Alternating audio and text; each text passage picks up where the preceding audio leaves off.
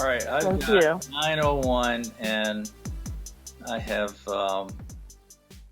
agreed that we're going to go ahead and start these things as close to 9 as possible so we don't keep people up too late. So let's go ahead and get started. We've got 25 questions. They're going to span all 8 domains. If anybody's new, I'll read out the question. All I ask is you don't blurt out the answer. Just let us know that you're ready. And when I say go for it, anyone can blurt out. And if you've got any experience or knowledge you want to share about a particular question, then go ahead and do so. Feel free. All right. Here we go. Question number 1. Which of the following laws addresses wiretapping? I'm ready. All right. Anyone else? We know what HIPAA is for the healthcare industry. B. All right. Bravo. Anyone else? Yeah, I'll go Bravo. Bravo. Okay. Yeah, the Privacy Act of 1974 is for federal agencies that collect PII on citizens.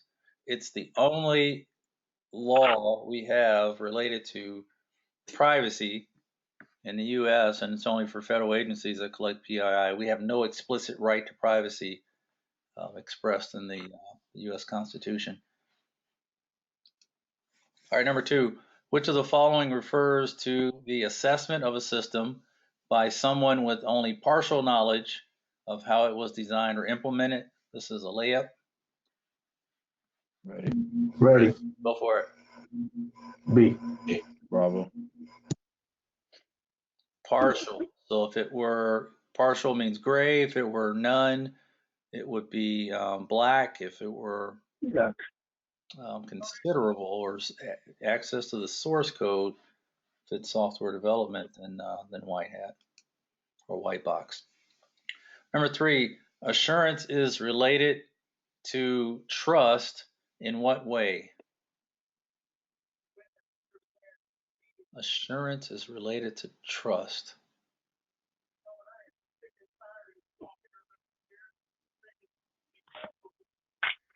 D. Just let us know you're ready. Anyone else?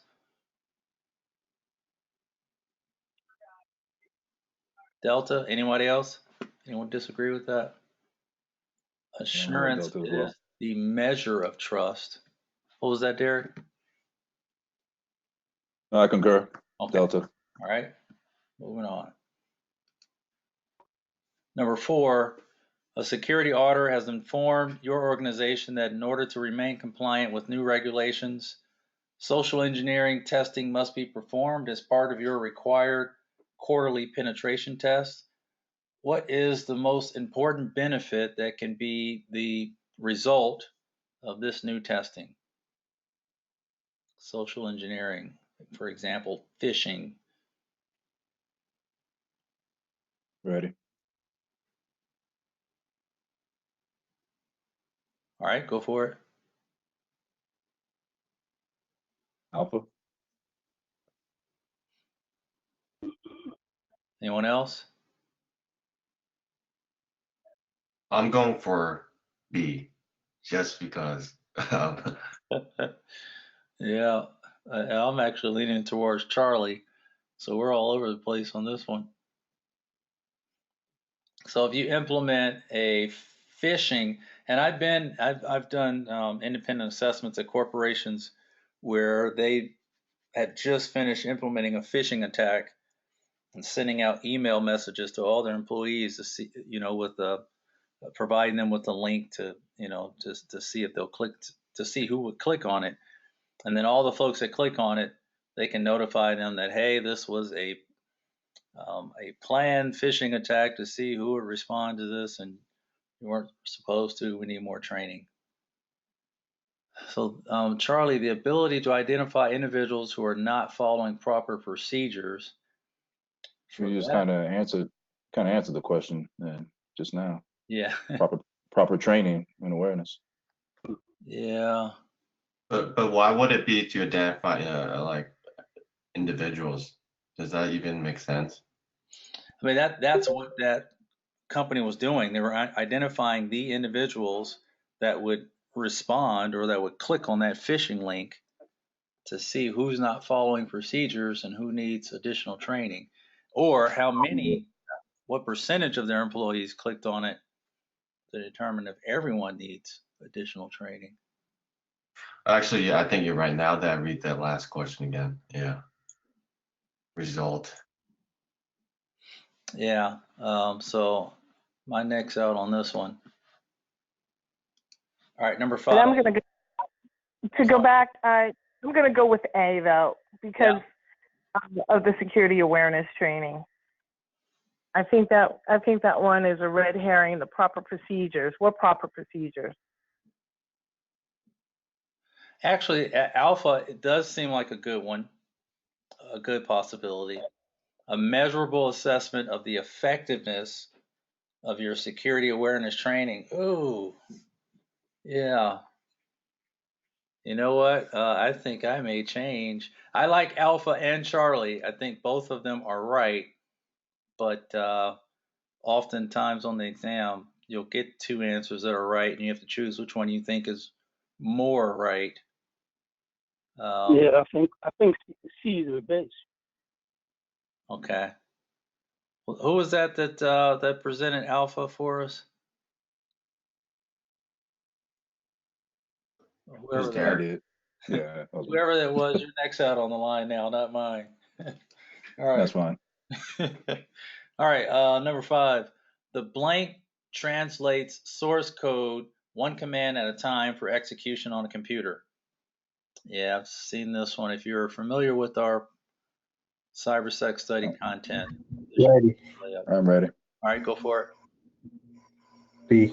B. Yeah, Bravo. Bravo. Interpreter. Yes. Interpreter translates or converts source code to machine code on the fly, which makes it slower than a compiler or an assembler. I got some background noise. Go ahead and go on mute unless you're talking. Number 6, what does a packet sniffer do? I'm ready. I'm ready. All right, go for it. I'm going for D. Yeah, same Delta. here. Is that a passive attack or an active attack? It's passive. It's passive when you're just collecting data.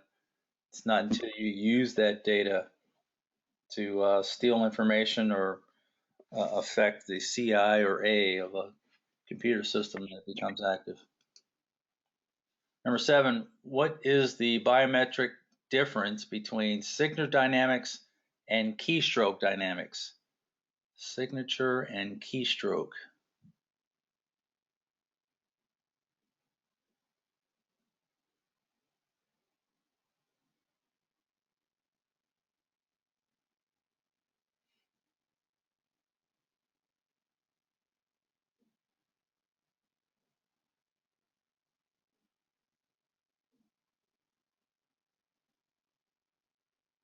I'm ready.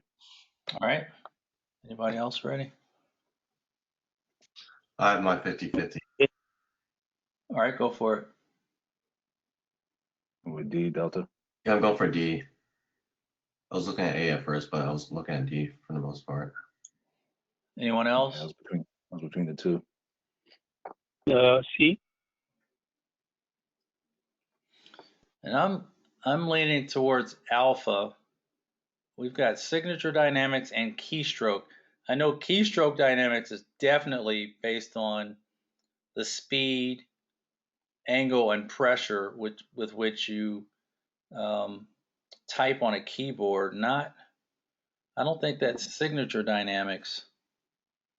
Signature dynamics, I think, is based on the pattern on how a person signs their name with a pen or stylus. Keystroke dynamics is based on timing patterns and how a person types on a keyboard. I think alpha is exactly right. Anyone I'll else? go for A or D. That's my 50-50. I knew I was only looking at A or D. All right. I'll take the hit for this one. Number 8, if an operating system allows sequential use of an object without refreshing it, what security issue can arise? Sequential use of an object.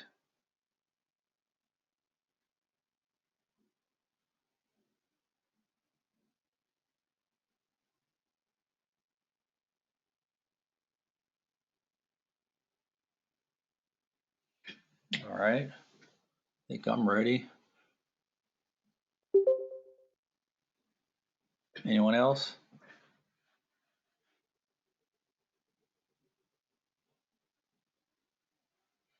No takers on this one? All right, I'll go it along. I'm leaning towards alpha, the disclosure of residual data. Yes. So if an I concur. okay, yeah, if an operating system allows sequential use of an object without refreshing it, that's implying that one person could use a computer at one security level. They log out, someone else logs in with security access at a different level, and there'd be some residual data left over. Number 9, radius and TACX plus have several different characteristics from each other. Which of the following answers best describes these? Theses. Oh, goodness.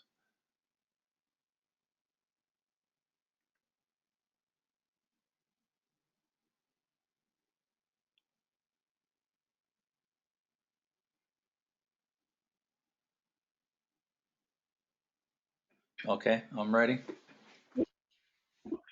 I've seen this one before. I'm not sure if it was in the boot camp last week or not, but anyone? Yes. Say again? Going for C. Yep. Yeah, Charlie. TACX Plus does use TCP and encrypts all data between the client and server. Radius uses UDP. So you've got Radius, you've got TACX, XTACX, and then TACX Plus. TACX Plus being the latest generation, so it uses a stronger transport protocol, and it can also separate authentication, authorization, and auditing features, and rather than where Radius requires you to use all three, and you can't use them separately, or determine which ones you want to use and which ones you don't. All right, number 10, Radius is a protocol that has been used for many years for centralized remote access control. Which of the following properly explains a traditional Radius architecture? I think we've seen this one before.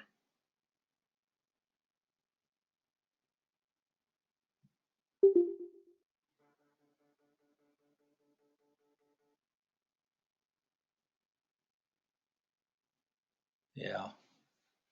Yep, I've seen this one.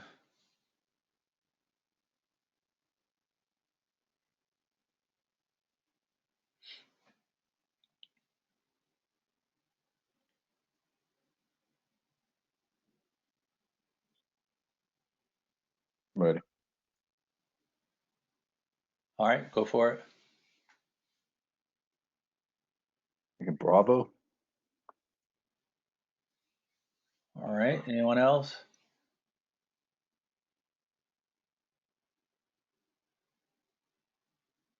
I go with alpha. Yeah, that is actually what I'm leaning towards too. Alpha. With a Radius protocol, the user is a client to the access server. The access server is then a client to the Radius server, and communication cannot go directly from user to Radius server. Bravo starts out the same way, but when they say that the access server is a client to the user, that's incorrect. Yeah, I am 99.9% sure about this one. All right, number 11, a momentary level of high voltage in power is referred to as momentary. That's A. Anyone else ready? We've seen this one before. So it's a momentary high voltage. It could either be a high voltage or a high, is it high power, a surge in power? But at any rate, they try to throw us off with the word strike down there, delta. So spike is the one I'm leaning towards. Yeah, I see as well. Yeah, Yes, spike is good. Our number 12, Chrissy is a new employee at a coffee shop. She meets 3 other coworkers on her first day. Since they all work different shifts, sometimes opening the store and sometimes closing the store, they have been given the store security code. Chrissy asks her boss if she will get the code, and her boss says, no, you won't need it because you're working the midday shift. What security principle is the coffee shop manager implementing? I'm ready. Yeah, we've seen this one before. Mhm. Yep, go for it. Ready? Bravo. No. Mm-mm. Yeah, I think we're torn between least privilege and Yeah. separation of duties. Do you? So B. Let's see. Yeah, least privilege. There's only certain things she can do. Do. If there were a business process and they were all there doing them at the same, there at the same time, one person performing one part of the process, another person performing another part of the process, I might lean towards separation of duties here, but we're saying because of the shift you work on, you can only do certain things and you don't need a key. All right. Number 13, the operations manager has established that prior to building a server, the employee must first check the inventory to make sure that all the spare parts needed are available. They must sign out those parts and follow a checklist. Finally, signing and dating it when done. What has the operations manager created? I'm ready. Yeah, this is a layup. Go for it. So procedure B. Anyone else? Yeah, I think it's standard. C. I'm leaning towards Bravo. Yeah, I said bravo. A procedure. A standard for me is national or international. It's something larger than just something that's implemented within a corporation. And a policy would be high level in a corporation. A procedure is more specific and detailed, step by step. All right, number 14, what is the difference between due care and due diligence? We've seen this one.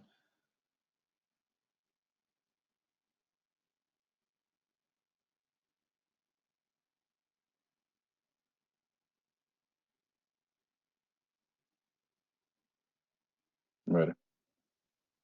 Yeah, I'm ready. A. All right, go for it. Yep. Alpha, anyone else? Anyone disagree with that? Yeah, this defies my definition of due care and due diligence. Um, the fact that they say the continual effort, they use that for both due care and due diligence. I usually only use that for due diligence because you're being diligent about your continual efforts.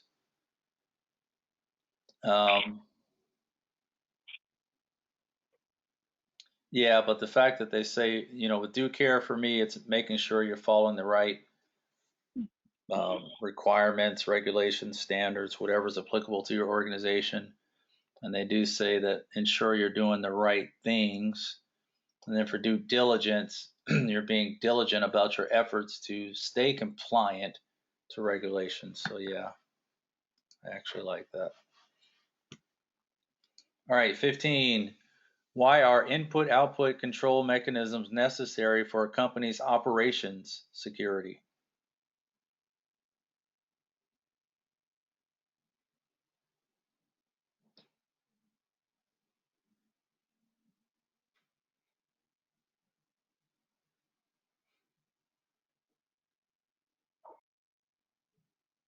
Yeah, we haven't seen this.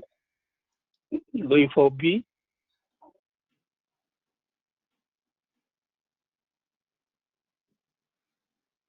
Input-output control mechanisms. All right. What did you say? Did you say Bravo or Delta? Bravo. Bravo. Verify the accuracy of data entered into or generated out of a system. I concur. I'm going for Bravo too. I keep thinking of buffer overflows for this one. Yeah. I think for me, the fact that the question says operations, that to me implies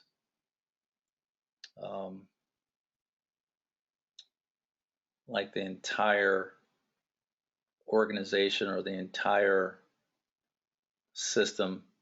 But okay, yeah, I'm not too sure about this one, so we'll see on the back end. All right, number 16, which of the following defines a proper sequence of steps of a data classification program?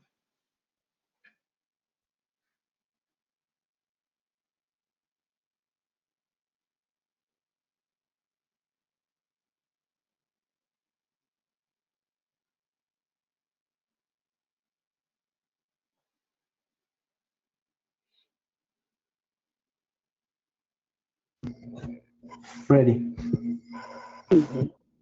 Okay. I'm ready. All right, go for it. Charlie. B. No. Yeah, anyone else? Going for B. So I hear Charlie and Bravo. I say Charlie. Yeah, I think I'm leaning towards Charlie also. Identify the data owners and have them define the classification scheme and determine the necessary controls.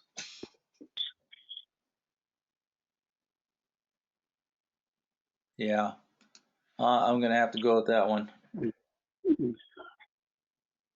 All right, number 17.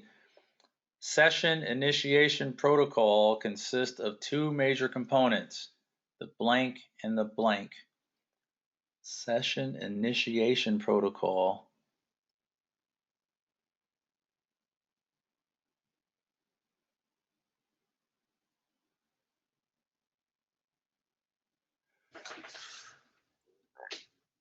I'm ready. I have a 50-50 on this one. Yeah, they try to throw us off with Alpha and Bravo. They're really close to each other. Yeah, I think it has to be that because this is CISSP is using what for voice over IP, like CISSP trunking. Okay. You said SIP deals with VoIP. Yeah, I've seen it used since we just enroll. I think we just deployed our new one, and they were always talking about SIP management and SIP trunking. Well, the fact that user agent has a client, I'm going to stick with client server rather than combining client with service. Yeah. I was thinking the server one too. I have to go with Alpha. Yeah. Unless anyone disagrees. This one's new for me. All right, 18. Which of the following are correct characteristics of object linking and embedding database?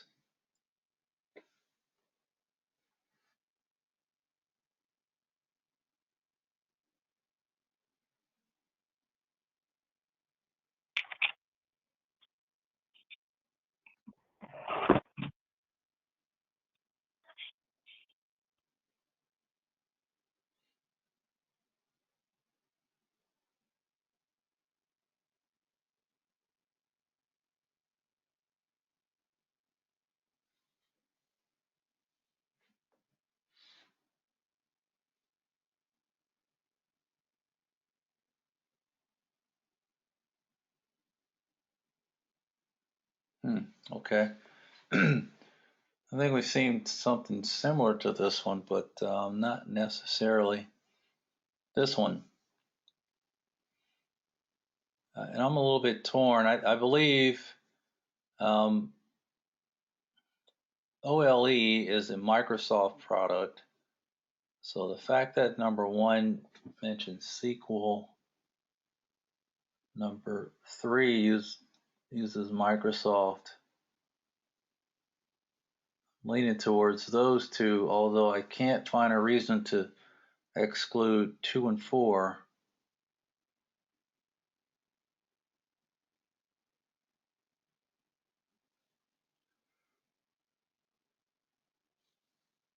Heck, I may have to go with Bravo. Either Bravo or Charlie, in my opinion. I believe it's Bravo. Yeah. All right, we have consensus unless anyone disagrees. We'll learn something on the back end for this one. All right, 19. Which of the following is the most widespread legal system in the world and the most common legal system in Europe? I think you just gave us the answer. Yeah. Right. How about that? Yeah, Yeah, I just already. it's in the question. Go for it. Bravo. Yeah, Bravo. Yeah, common law. I don't know where I've heard that before, but I have heard common law was It was in the studies in the yeah, SciBac. it's the most common, pun intended. Number 20, Harry is hired to conduct an independent technical review of a software product to determine whether specific security controls have been implemented as planned. What task is Harry supposed to do?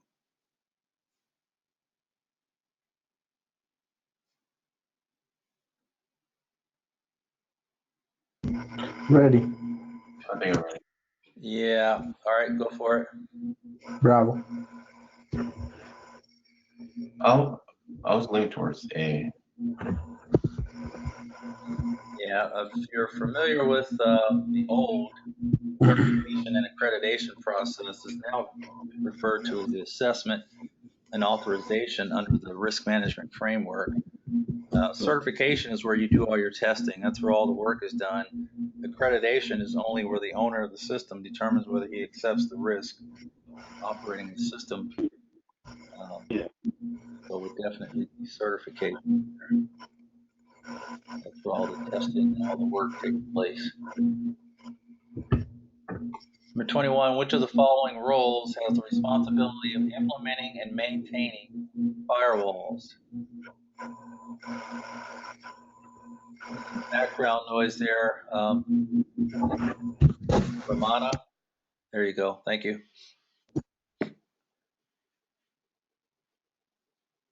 Ready. All right, which of the following roles has the responsibility of implementing and maintaining firewalls? This is a layup.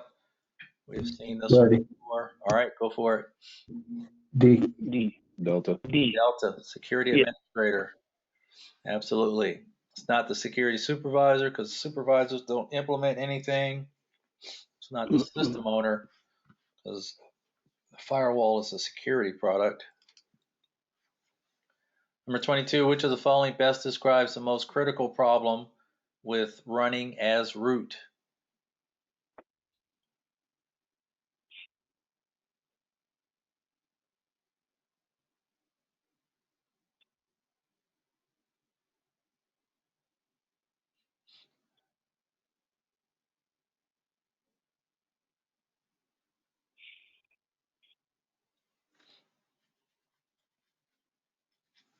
All right, I think I'm ready.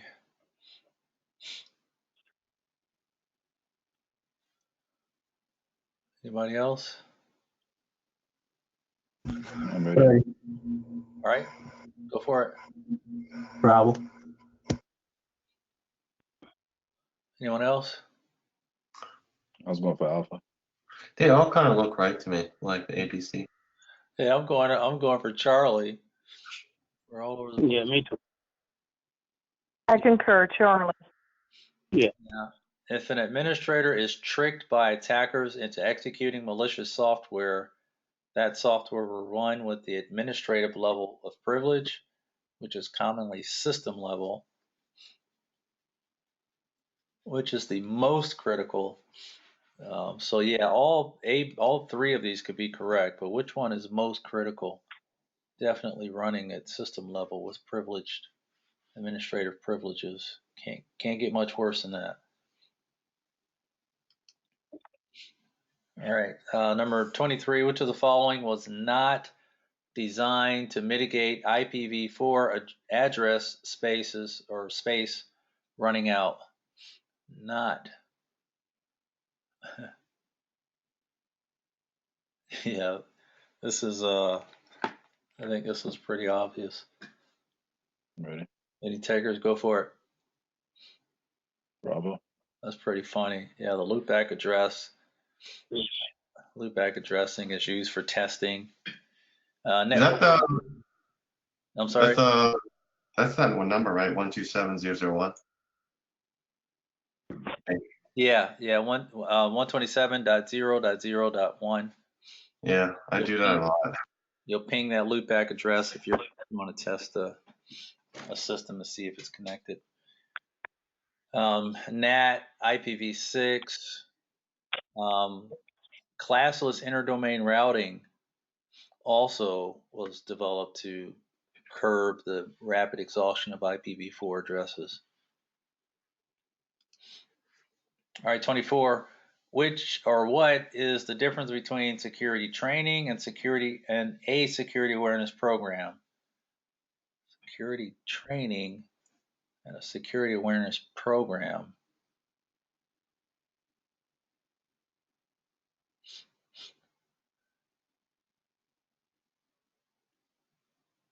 I'm ready. All right. Anyone else? Ready. All right, go for it. I'll just lean towards B on this one. Yeah, bravo. Other ones didn't really make sense. Awareness was for everyone. Yeah, I was thinking Bravo also. Security training is specific role based, whereas awareness training is for the whole organization to promote security and let everyone know how important it is. All right, last one, 25. Though laws with respect to privacy protection may vary between countries and jurisdictions, an organization's policy should consider all of the following except. I'm ready. Ready. This is obvious. All right, go for it. It's Charlie. Charlie. How much space will be required for storage is not important when it comes to protecting privacy. All right, I think we did pretty good on this one.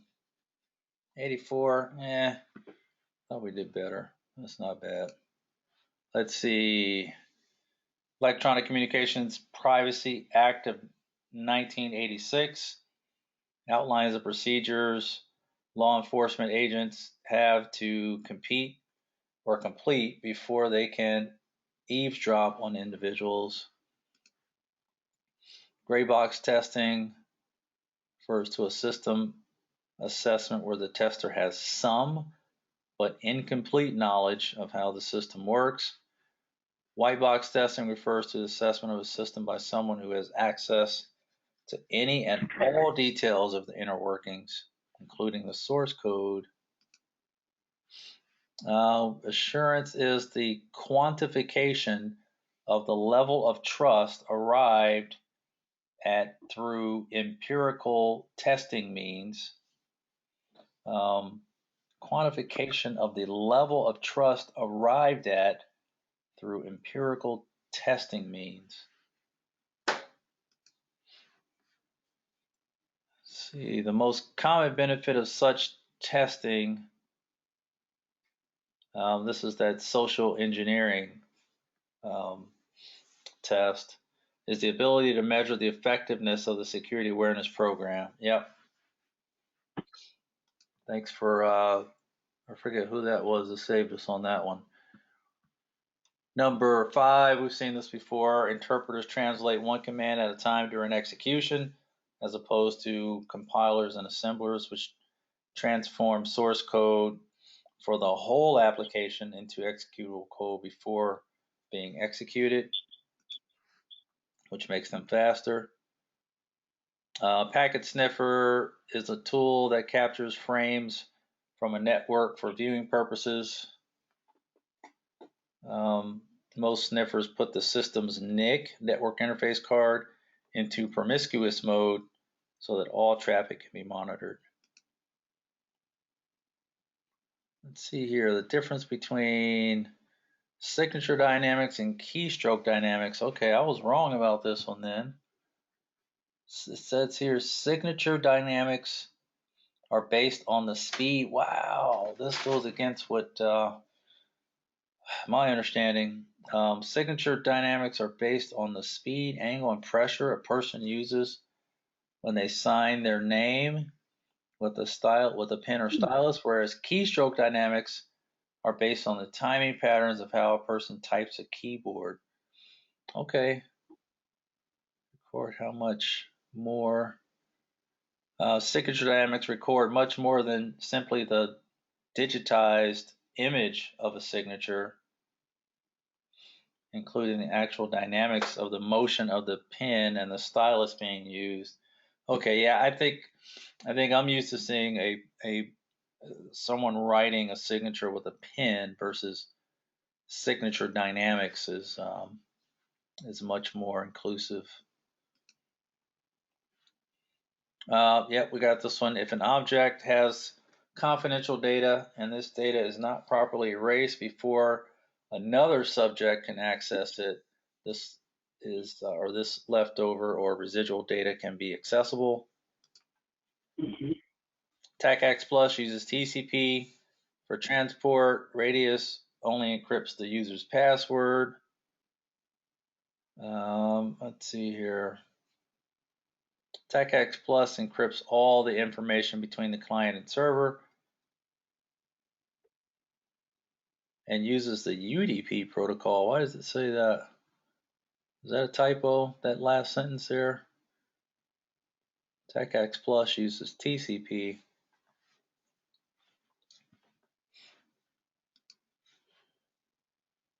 And number 10, the access server requests the remote user's login credentials and passes them back to the Radius server. Yeah, the user's client to the access server's client to the Radius server. That was pretty straightforward. A spike in power can cause noise in line and line interference for users and can damage sensitive components. Surge protectors and line conditioners should be put into place to ensure a constant, steady stream of power. Steve, you helped us out on this one. The least privilege principle dictates that users should only be given the lowest level of access permissions required to do their job. Because Christy will not be opening or closing the store, she does not need to know the security code for the store's alarm system. Procedure is a detailed step-by-step action needed to achieve a task. Policy is usually set by upper management, provides general expectations or objectives that need to be accomplished. Standards are compulsory rules that implement policies. Compulsory, they're mandatory. They implement policies, but they don't specify national or international. They provide uniformity of work quality and worker behavior by describing how the work will be accomplished. Baseline is a set of minimum standards for behavior and work quality. Oh, goodness. Due care and due diligence are legal terms that do not just pertain to security. Due diligence is going through the necessary steps to know what a company or individual's actual risks are, and due care is carrying out responsible actions to reduce those risks. Yeah, we've seen this before. I disagree with that definition there. Yeah. Due care is not the carrying out of responsibilities. That's due diligence. I don't agree with this one. Is So investigation. due diligence is investigation, and that's why I was kind of leaning more towards Delta on this one.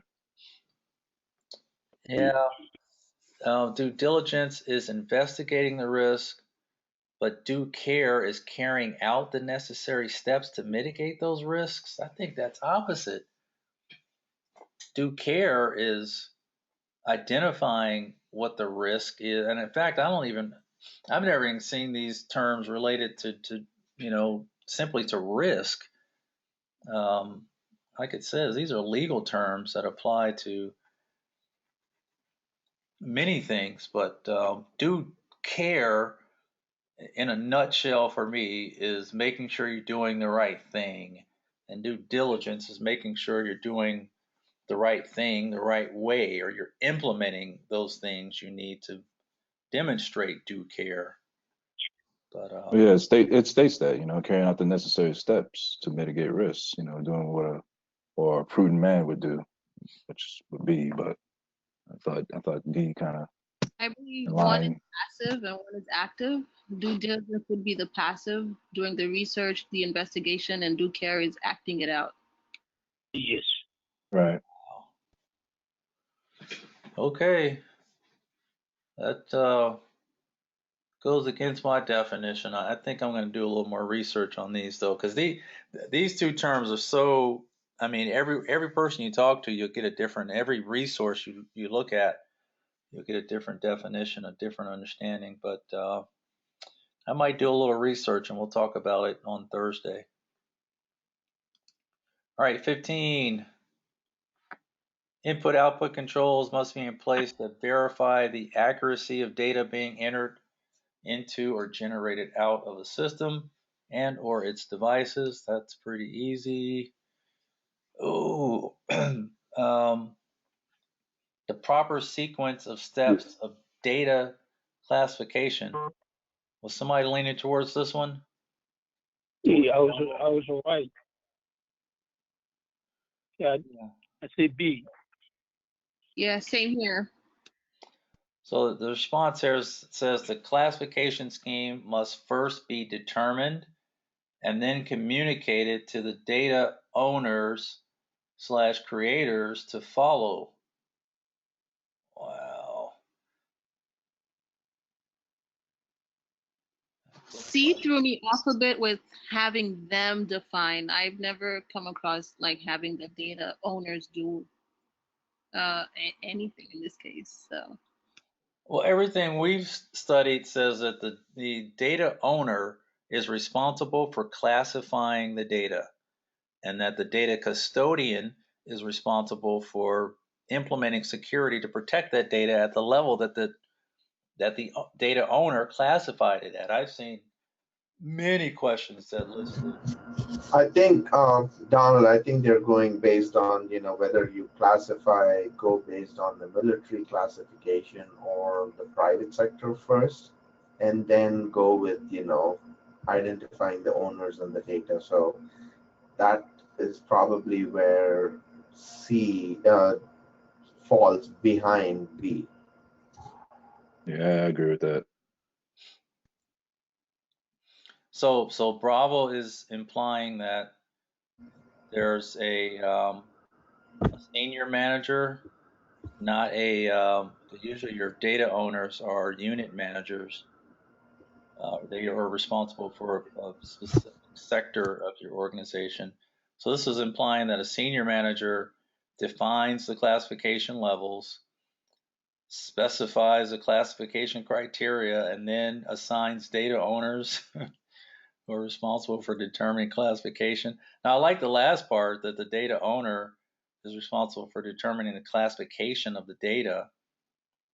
But I thought they did everything. I thought they knew the data better than senior managers or anyone. Yeah, this looks more like that hybrid where, you know, the top down versus the bottom up. Yeah. Okay. Yeah, I don't feel too good about this one, but I'll accept it. Yeah, we were kind of guessing on this one. I think Steve had the most knowledge about this one. So SIP consists of two major components, the user agent client, UAC, and the user agent server, UAS. The UAC is the application that creates the SIP request for initiating a communication session. The UAC, user agent client, those are generally messaging tools and soft phone applications that are used to place VoIP calls. All right. Well, we guessed right on this one. How about that? Yeah, this object linking, OLE, is Microsoft technology. So all four of these were correct. Oh, civil law is most common. Civil law or tort law. Is civil law referred to as tort law?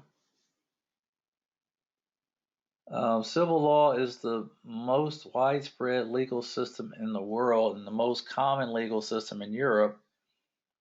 It's a system of law used in continental European countries such as France and Spain. For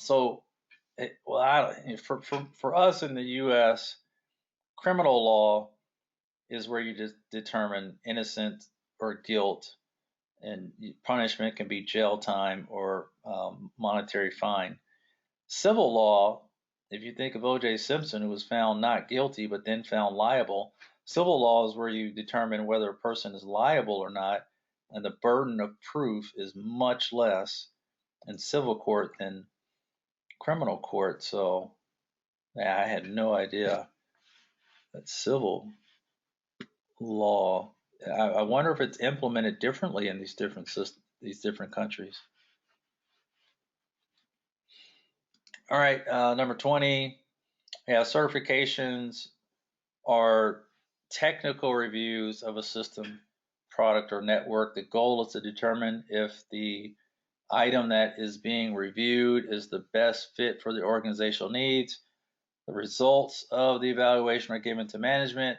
If management chooses to accept the item to be used in the organization, then the item can be or has been accredited. And ISC squared, the common body of knowledge, is usually behind what's out in the wild because technology changes so fast. But certification and accreditation is now referred to as assessment and authorization under the RMS, the risk management framework. Yep, this was a layup. Implementing and maintaining all security controls, whether network, software, endpoint based, is the explicit role of the security administrator. 22, problem with running. Yeah, the most critical problem with running is root. Though A and B are true and important considerations, the biggest problem with the routine use of privileged accounts for day-to-day operations is that it increases the likelihood that attackers can leverage the administrator's activities to gain privileged access for themselves. So you want administrators to have two accounts, one regular user account with limited permissions, and then their administrative account with elevated permissions, and they should only use that administrative account when necessary. Network address translation and RFC 1918 private addressing were designed to reduce the use of IPv4 routable IP addresses, and IPv6 has an expanded address space,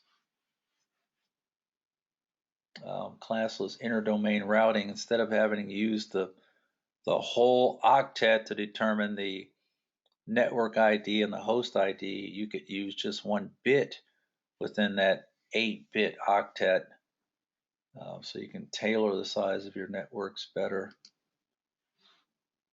24, difference between security training and security awareness. Yep, security training targets employees with specific information security roles within the company. And then 25, how much space will be required for storage is not important for privacy protection. All right, any questions or comments? All right, silence is golden. You guys take care. We'll see you Thursday Thanks, night. Don. No problem. Take care, guys. I know you did announce that I had passed the CISSP back in March. What I didn't tell you was it was my first time and my only time taking the test. Wow.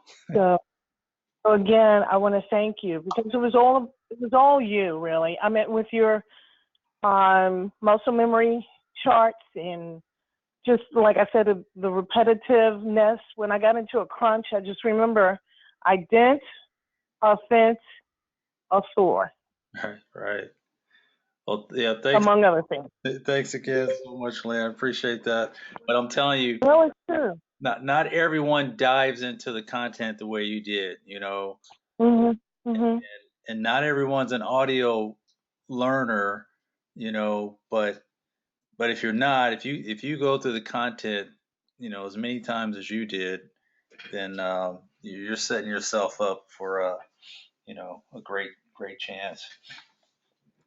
No, definitely. I mean, if you follow what you have told your other participants, and hopefully the people that you had the class, the boot camp last week, I hope they followed what you had to say. If you follow what you had, what you say to do, you'll succeed. You know what, Lynn? That was last week was the best boot camp I've ever had. Mm-hmm. I mean, this group, we got through all 8 domains. We could have finished all 8 domains by Wednesday, but we finished 7 domains by Wednesday, so that Thursday morning we finished domain 8, and we spent the rest of Thursday and all of Friday doing practice questions, Kahoot, and Jeopardy. And just wow. And actually, before each domain of Kahoot, we did a rapid fire, go through each domain's content. So they got to see all the terms twice. They got to play Kahoot rounds for every domain twice, and yeah, it was great. Wow. But thanks again. I really appreciate it. I mean, I really love the Kahoot. When I saw the Kahoot, I love that. That's fantastic. But Jeopardy, of course, is my all-time favorite. Yeah, I bought a new buzzer system that I use. So we have remote control colored buzzers that we use now. Last week in the boot camp, it is a lot of fun. Yeah. All right. Well, thanks again, Lynn, and thanks for hanging out with us. How many people pass the CISSP their first time out and then still hang out with folks? That's we appreciate your. Yeah, I'm here to cheer you guys on. You can do it. You can do it. I promise you can do it. If I can do it, I'm not the smartest. If I can do it, you can do it too. Awesome. Thanks so much. All right.